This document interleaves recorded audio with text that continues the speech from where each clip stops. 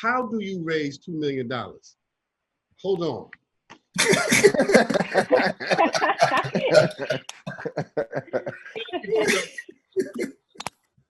Go ahead, please. You are extremely persistent. That is the way. You knock on a lot of doors. You have a lot of conversations. You follow up with people, and you have a compelling story that you tell over and over and over again until you get people to believe it.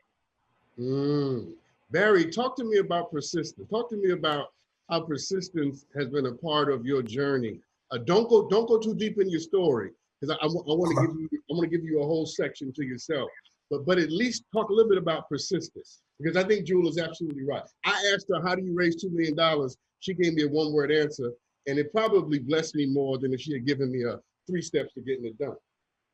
Yeah, I mean, persistence, I mean, particularly around fundraising and building a company in general, whether it's the fundraising side or just getting a customer, right? It's, you know, especially early on when you don't have any validation, you don't have anybody in your corner, it's literally persistence. Without, let's say, getting too deep in my story, to get our first customer, me and my team sat in an office lobby for an entire workday waiting on this one person to come out. And he kept coming out like every hour after one of his meetings was done. It was like, you guys are still here?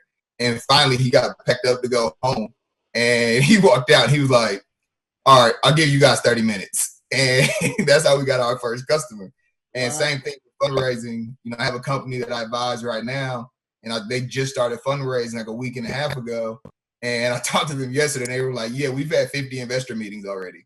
And this is in a week and a half. They're like, literally, we take breaks for lunch for 15 minutes, and then we have another investor meeting scheduled after. And so it's all about just being able to hear no and not care and learn from it and just keep moving and keep moving. Wait. I love that. I love it. The ability to hear no and not care. That is a wisdom that I'm hoping everybody watching this show tonight will hear it, will drink it, and eat it again in the morning. It does not matter what people, if they tell you no, receive that no and keep it moving. Barry, you missed the second. No. You missed the second part. I'm done with you. I'm done All with right, you. I'm out. I'm done. I'm done with you. I'm coming back. I got you. But I want to get back to Jewel because I mentioned your company in the past tense because Amazon came along and did something amazing. Tell everybody what Amazon did. So I mentioned Dr. Natalie Cephas. In 2016, I wanted to really push her out there as the expert that she is. So I reached out to a few conferences and got her speaking engagements at these conferences to talk about the amazing technology that we built. We built computer vision, machine learning technology to do the recognition of these parts. And so Natalie was speaking at a conference in Boston, deep learning conference, and Amazon was in the room during her presentation, corporate development from Amazon. And they loved the presentation. They came up to her afterwards and said, this is amazing, we want to learn more. And they gave her a card. She came back to the office Monday morning, handed me a stack of cards. I went through them and I was like, what did Amazon want? What did they say?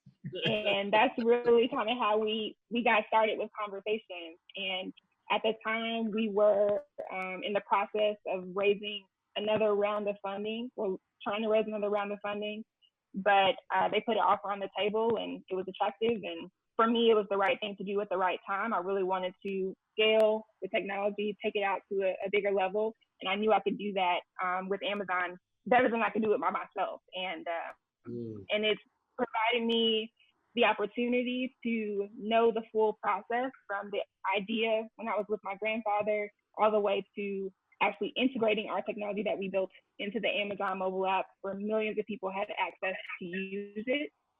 So knowing that full cycle for me was what I wanted to get out of the process.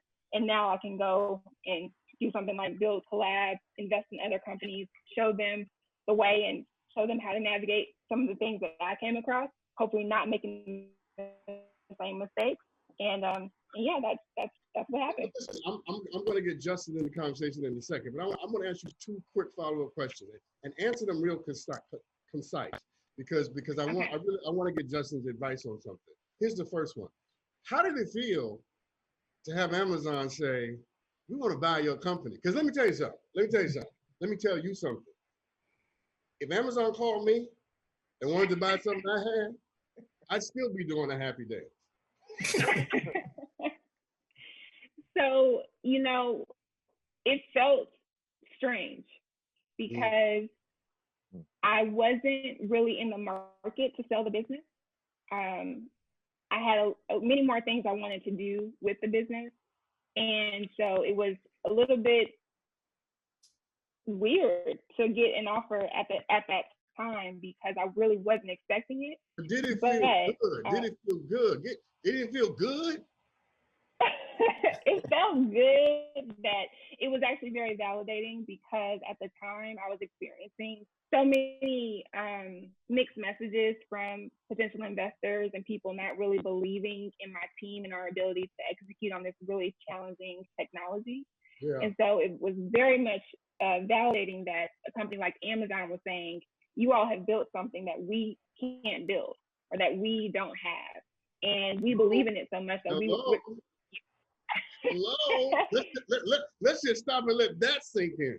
You built something that Amazon said, we can't even do this, so we just got to take yours. Yeah.